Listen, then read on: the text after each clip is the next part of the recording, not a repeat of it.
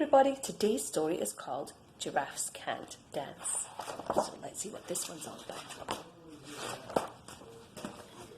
Gerald was a tall giraffe whose neck was long and slim, but his knees were awfully bandy and his legs were rather thin. He was very good at standing still and munching shoots off trees. But when he tried to run around, he buckled at the knees. Now every year in Africa they hold a jungle dance where every single animal turns up to skip and prance.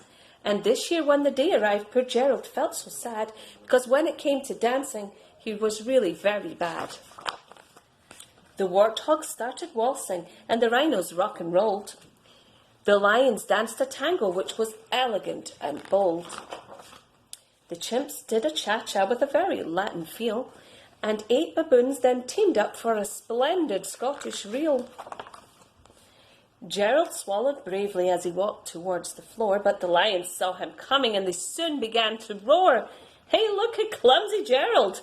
The animals all laughed. "Giraffes can't dance, you silly fool." "Oh, Gerald, don't be daft." Gerald simply froze up. He was rooted to the spot.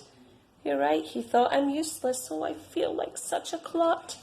So he crept off from the dance floor and he started walking home. He never felt so sad before, so sad and all alone. Then he found a little clearing and he looked up at the sky. "The moon can be so beautiful," he whispered with a sigh. "Excuse me," coughed a cricket who'd seen Gerald earlier on, "but sometimes when you're different, you just need a different song. Listen to the swaying grass and listen to the trees. To me, the sweetest music is those branches in the breeze." So imagine that a lovely moon is playing just for you. Everything makes music when you really want it to.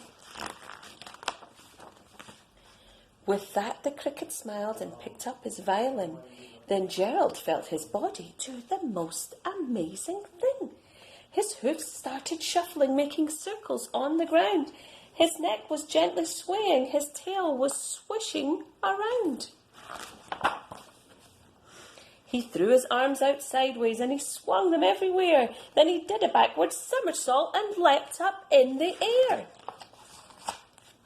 Gerald felt so wonderful. His mouth was open wide. "I am dancing. Yes, I'm dancing. I'm dancing," Gerald cried.